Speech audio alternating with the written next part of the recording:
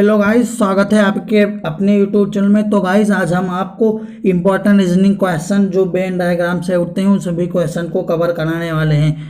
वहीं अगर आपसे एक रिक्वेस्ट है कि अगर आप हमारे चैनल पर नए हैं, आपने हमारे चैनल को अभी तक सब्सक्राइब नहीं किया है तो हमारे चैनल को सब्सक्राइब कर लीजिए, क्योंकि मैं रोजाना इस प्रकार की इंपॉर्टेंट वीडियो आपके लिए लेकर आता हूँ। तो चलिए देर ना करते हुए आज के क्वेश्चन को देखते हैं। आज के क्वेश्चन क्या होने वाले हैं। तो सबसे पहले आपका फर्स्ट क्वेश्चन जो आपके स्क्रीन पे दिख रहा होगा, आपका फर्स्ट क्वेश्चन है निर्देश। इसमें एक निर्देश दिया गया है, क्या आपका निर्देश है तो यहाँ पे देख सकते हैं निर्देश प्रश्न संख्या 1 और 2। दिए गए प्रश्नों में से वह आरेख चुनिए जो दिए गए वर्गों के बीच के संबंध का सही निरूपण करता है। तो इसमें आपको बताएं, ये हाल ही में आपके एसएससी सीपीओ 2017 में पूछा जाने वाला क्वेश्चन है, क्योंकि इस वीडियो में आपके सभी इंपॉर्टेंट क्वेश्चन ही कवर कराए गए हैं। अब हम देखते हैं इस क्वेश्चन को। सबसे पहले हम देखेंगे यहाँ पे क्या बताया गया। तो यहाँ पे आपका बताया गया है पेड़, शाखाएं और जड़, इन तीनों के बीच के संबंध को देखना है। अब हम यहाँ पे बात कर लें कि आपका जो पेड़ होता है, अब शाखा और जड़ जो होता है, शाखाएं और जड़ होती हैं, ये आपके पेड़ से ही संबद्ध होते हैं, अर्थात पेड़ से ही संलग्न होते हैं, तो इसके ही अंग होते हैं। तो इसमें आपका कौन सा ऑप्शन इस संबंध को दर्शा रहा है, तो आपका ऑप्शन है वी जो है वो आपके संबंध को दर्शा रहा है। अब क्यों दर्शा रहा है, आपके मन में क्वेश्चन उठ रहा होगा। तो सबसे पहले आप देखिए, जो पेड़ ये बाहरी आउटलाइन है ये आपके पेड़ को दर्शा रही है, और जो शाखाएं जड़ होती हैं वो आपके पेड़ में ही होती हैं, इसलिए ये जो है आपका ये वाला गोला आपका शाखा को दर्शा रहा है और ये आपके जड़ को। अगर यहाँ पे बात कर लें, अगर यहाँ पे एक और ऑप्शन अगर पत्ती होती तो यहाँ पे बीच में एक और गोला रहता और ये आपका ऑप्शन सही हो जाता। आई होप कि आपको ये क्वेश्चन अच्छे तरीके से समझ में आ गया होगा। अब नेक्स्ट देखते हैं आपका दूसरा क्वेश्चन क्या है। तो दूसरा क्वेश्चन है आपका कमीज पतलून और कपड़े, इन तीनों के बीच संबंध को देखना है। तो सबसे पहले हम बात कर लें कि जो कमीज बनाया जाता है और पतलून जो होता है वो आपके कपड़े के अंतर्गत आते हैं, क्योंकि आपके कमीज और पतलून जो होते हैं वो आपके कपड़े के ही बनते हैं। तो इसमें आपका कौन सा ऑप्शन सही होगा, तो आपका ऑप्शन नंबर जो ए है आपका करेक्ट हो जाएगा, क्योंकि ये जो बाहरी आउटलाइन है ये आपके कपड़े को दर्शा रही है, और ये आपके बीच का जो दो गोला है आपका एक कमीज को और एक पतलून को दर्शा रहा है। आई होप कि आपको अच्छी तरीके से इस क्वेश्चन का ऑप्शन पता हो गया होगा। हम नेक्स्ट देखते हैं। नेक्स्ट क्या आपका, तो नेक्स्ट आपका निम्नलिखित 4 डायग्रामों में से एक ऐसा डायग्राम चुनिए जो भाषा जापानी जर्मन के बीच के संबंध को दर्शाता हो। तो इसमें हम देखेंगे, सबसे पहले हम बात करेंगे कि यहाँ पे भाषा, जापानी और जर्मन, इन तीनों के बीच के संबंध को देखना है।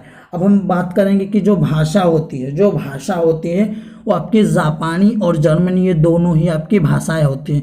तो इसमें आपका कौन सा ऑप्शन सही हो जाएगा, तो ऑप्शन नंबर ए आपका ये सही आपका संबंध दर्शा रहा है।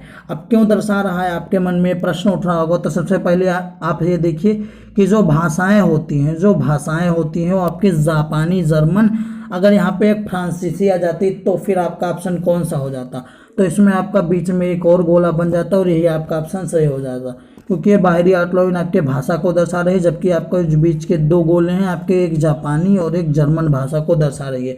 अब मान लिया आपकी फ्रांसीसी भेज जाती तो आपका ये गोला आपके फ्रांसीसी को दर्शाता। तो आई होप कि आपको अच्छे तरीके से समझ में आ गया होगा। अब नेक्स्ट देखते हैं। नेक्स्ट क्या आपका, तो नेक्स्ट आपका कौन सी आकृति धर्म, मस्जिद, मंदिर के बीच के संबंध को सर्वाधिक दर्शाती है। तो इसमें हम बात करेंगे कि जो धर्म, यहाँ पे धर्म, मस्जिद और मंदिर को दर्शा रही है, कौन सा आपका ऑप्शन दर्शा रहा है, तो आपका जो ऑप्शन सी है आपका करेक्ट जो है संबंध दर्शाता है। अब हम बात करेंगे क्यों ये दर्शाता है। तो अगर हम बात करें कि धर्म जो होता है किसी भी धर्म, आपका मुस्लिम, हिंदू या सिख या ईसाई हो, आपके उनके जैसे मान लिया मस्जिद जो होता है वो मुस्लिमों का होता है, मंदिर जो होता है हिंदुओं का होता है। ठीक इसी प्रकार हम किसी भी धर्म के जो है तीर्थ स्थल को दर्शा रहे हैं। तो यहाँ पे ये जो आपके आउटलाइन है ये आपके धर्म को दर्शा रही है, और ये आपके मंदिर को और ये आपके मस्जिद को दर्शा रही है। अब मान लिया यहाँ पे गिरजाघर आ जाता तो यहाँ पे एक और आप गोला बना देते और आपके गिरजाघर को दर्शाती।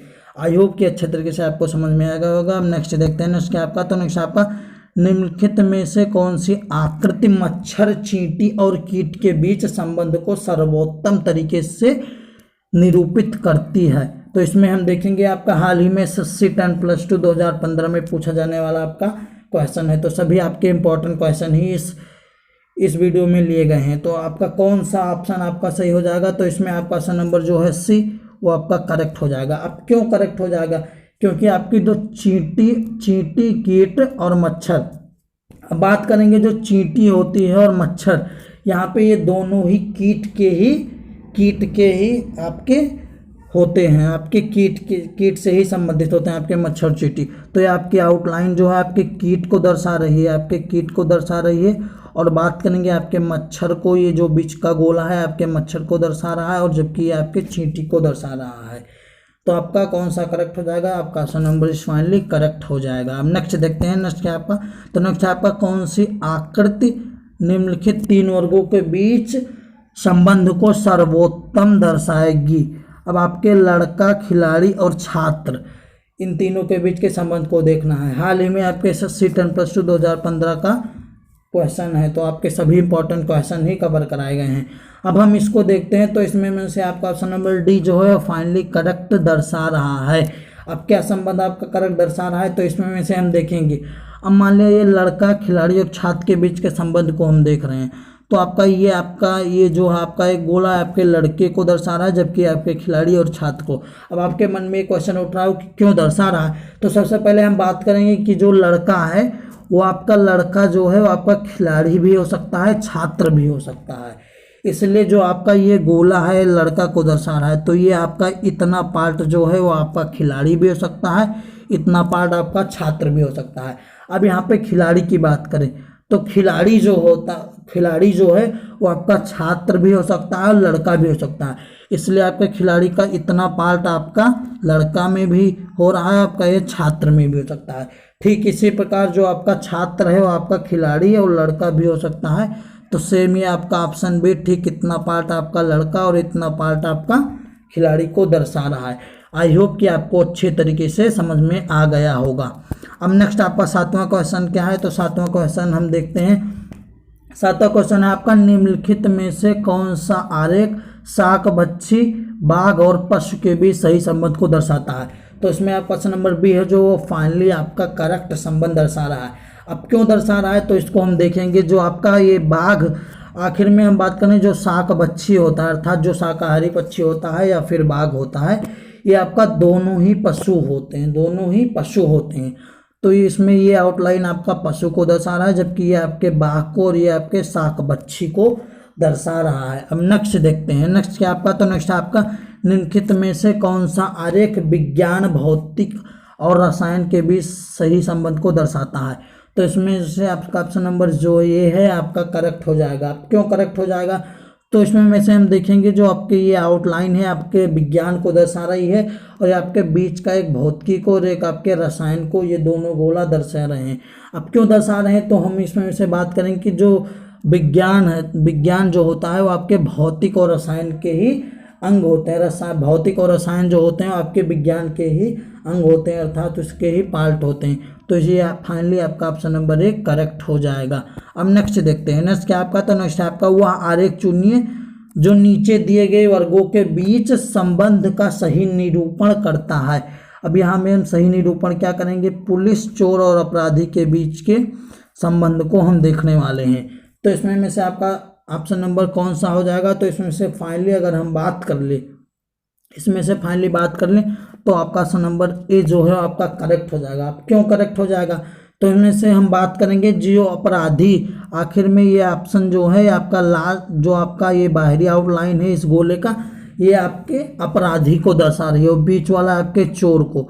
अब क्यों आपका ये दर्शा रही है, तो आपका कैसे करेक्ट होगा, तो आपका जैसे मान लिया कोई अपराधी या चोर है, आपका कोई चोर होता है वो भी अपराधी होता है, और कोई अपराधी होता है तो वो चोर है, वो आपका अपराधी भी हो सकता है। अब बात कर लें आपका पुलिस जो है, आपका जो गोला है आपसे एकदम विरक्त होगा, अर्थात इससे अलग रहेगा, क्योंकि पुलिस का चोर और अपराधी से कोई लेना देना नहीं है, केवल उसको दंड रूप में उसको दंडित करने का केवल उसका अधिकार रहता है। इसलिए आपका ऑप्शन नंबर जो ये है वो फाइनली आपका करेक्ट हो जाएगा। अब नेक्स्ट देखते हैं, नेक्स्ट आपका लास्ट 10वां और लास्ट क्वेश्चन क्या आपका, तो आपका है, आपके स्क्रीन पे दिख रहा होगा, यही है आपका क्वेश्चन।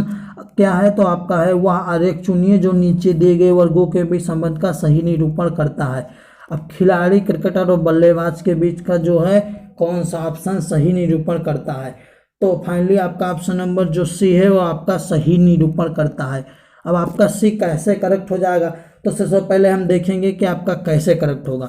तो सबसे पहले हम बात कर लेंगे कि आपका जो बल्लेबाज हो, आपका बीच का गोला आपके बल्लेबाज को दर्शा रहा है, और आपका जो दूसरा गोला है अंदर का, ये आपके क्रिकेटर को दर्शा रहा है। जो आपका लास्ट वाला गोला है आपके खिलाड़ी को दर्शा रहा है। अब आपके बाद में इसको हम बता रहे हैं कि आपके क्यों दर्शा रहा है, आपके मन में क्वेश्चन उठ रहा होगा। तो सबसे पहले हम बात करेंगे यहाँ पे कि जो आपका बल्लेबाज अर्थात जो आपका क्रिकेटर है, अब ये आपका क्रिकेटर है जो दूसरा गोला है।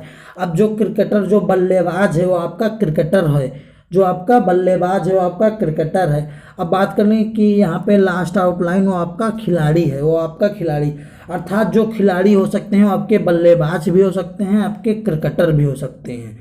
तो इसलिए आपका जो बाहरी आउटलाइन है फाइनली आपके खिलाड़ी को दर्शा रही है। आई होप कि आपको सभी क्वेश्चन अच्छे तरीके से समझ में आ गए होंगे। अगर आपको कोई डाउट हो तो आप कमेंट कर सकते हैं और हमसे पूछ सकते हैं और आपको कमेंट कर दिया जाएगा। तो अगर आपको ये वीडियो सब पसंद आया हो तो वीडियो को लाइक कर दीजिए और साथ ही साथ ज़्यादा से ज़्यादा शेयर कर दीजिए और साथ ही साथ कमेंट कीजिए और साथ ही साथ हमारे चैनल को सब्सक्राइब कर लीजिए, क्योंकि मैं रोज़ाना इस प्रकार की इंपॉर्टेंट वीडियो आपके लिए लेकर आता हूँ। तो चलिए मित्रों, मिलते हैं नेक्स्ट और इम्पॉर्टेंट वीडियो में। तो टेक केयर मित्रों, जय हिंद, वंदे मातरम।